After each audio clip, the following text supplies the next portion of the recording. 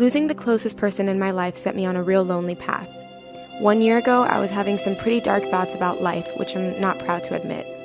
But I was scared, confused, and alone. Strangely enough, I found comfort in YouTube. I reached out to the entire planet through YouTube, and the world really supported me. It was what I'd been missing. A year later, I'm sponsored by Gymshark, and I've been asked to be featured in the My Vision series. To me, that's testament enough to where my vision has taken me. What is up, YouTube? Today I'm going to...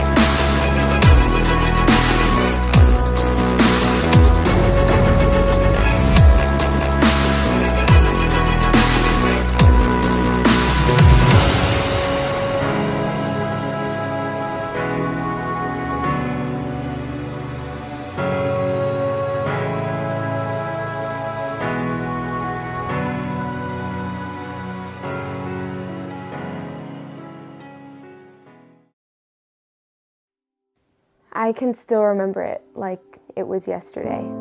It was December 20th, and my mom had passed away. She passed away from a terminal illness. She had colon cancer, and it was a really long battle. She battled for about 1.5 years. And to put it short, my mom was my best friend. She was my world. She was a single mom. My dad, not a part of my life. So just her and I, growing up, we had a really, really strong relationship.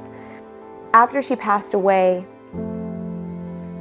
it felt like everything in my life was just falling apart right in front of me.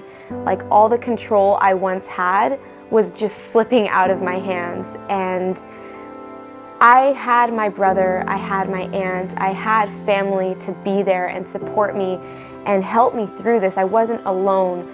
But regardless, losing a parent is one of the most painful experiences that anybody could ever go through, especially when it's the only parent you have.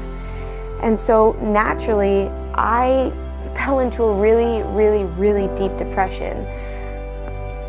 I didn't want to socialize with anybody. I would sleep for 12 hours a day. I didn't want to go to work. I didn't want to go to school. I was just losing myself completely.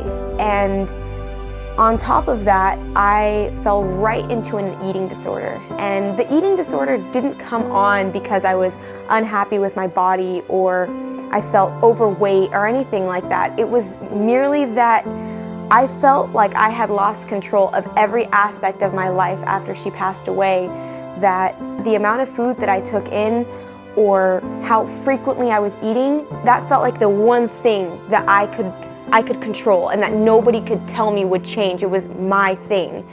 And when you get into that mentality, it's really, really dangerous. I went from 105 to 110 pounds, and I dropped down to 80 to 85 pounds.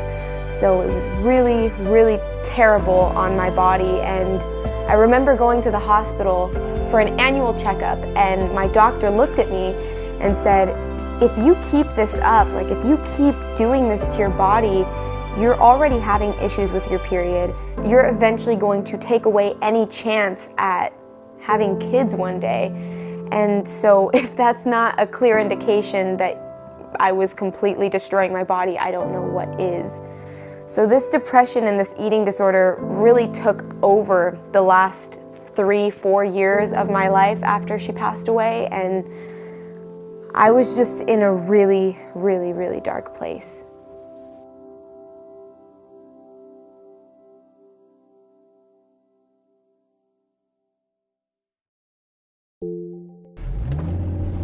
Around this time, I had just started working at a salon. I had just finished up maybe 2 years prior getting my license as a cosmetologist, and it was kind of weird because I was really not making a lot of money. Obviously, I was assisting, and as an assistant, you don't really make very much money, and I was realizing that I wasn't really passionate about what I had just gone to school for a year and a half now. So I guess I was really just looking for like a means of escape. And so I was really just looking for something that would bring me some sort of happiness again and give me something to be excited about again. And I guess that's kind of when I really started to get into YouTube.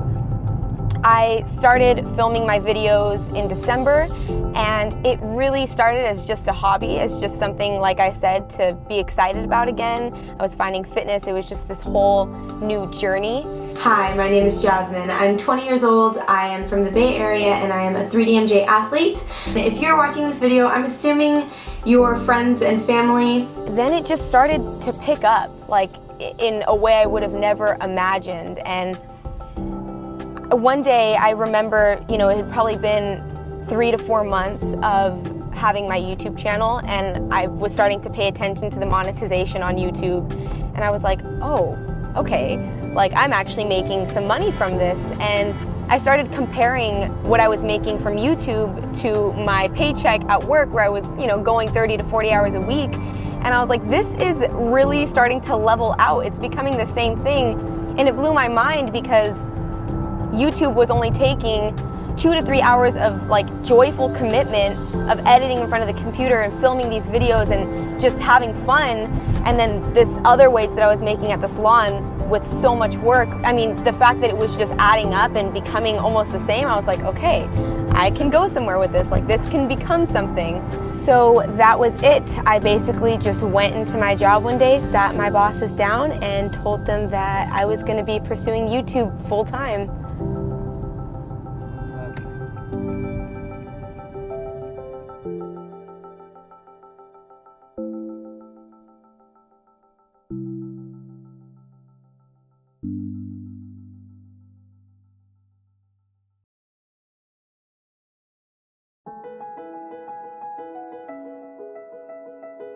So here we are now, 90,000 subscribers and over 4 million views on my YouTube channel, and this is what I get to wake up and do every single day.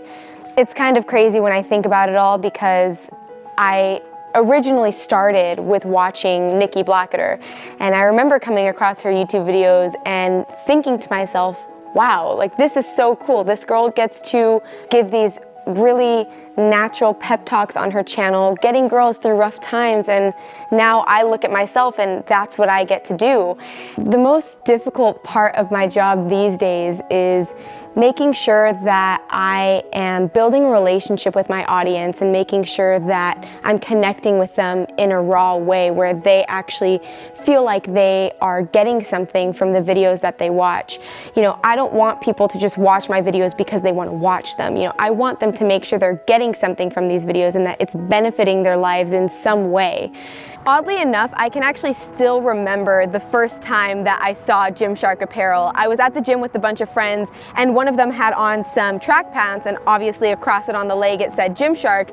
And I was like, what is Gymshark? And he looked at me and he's like, you don't know what Gymshark is? I was like, I have no idea. He seemed so offended. He immediately pulled up the Instagram and the website for me, and I was just scrolling through, and I thought it was just the coolest thing ever. It was apparel for women that actually was really, really flattering. The guys all had this really put together, stylish look. It was the first time that I really saw fashion get tied in with gym apparel, and I fell in love with it. So at the time, all I could afford was to buy myself a couple pieces from Gymshark. I had gotten my first 2 tank tops at the LA Fit Expo, so you can imagine my surprise when I got an email from the head of sponsorships at Gymshark, basically inviting me to become an affiliate for the brand. And basically, as an affiliate, it starts off as just receiving commission. You put your discount code up there and people are able to make purchases through there. Within about a month, I got a follow-up email from him saying, I have some exciting news for you. And I'm like, oh my gosh, like don't get too excited, Jasmine, this might not be anything.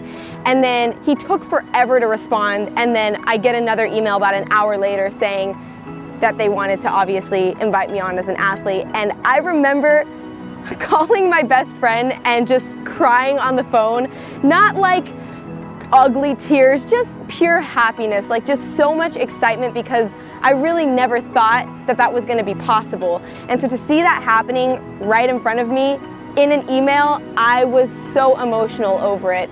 And for me, what was so great about it was all the doubts that I had prior about my YouTube and about this decision I made to create this new career path for myself really kind of put it all to rest, because getting to work with Gymshark and work alongside athletes like Christian Guzman, Nikki Blacketer, Steve Cook, the list just goes on and on.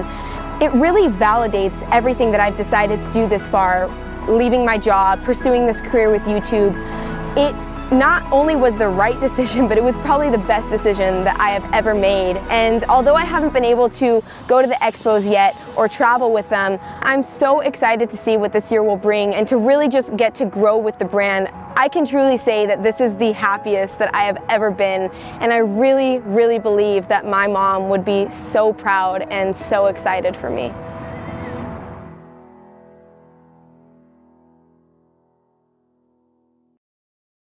I didn't know what I was doing, and I would give anything to get those years of my life back, but I can't.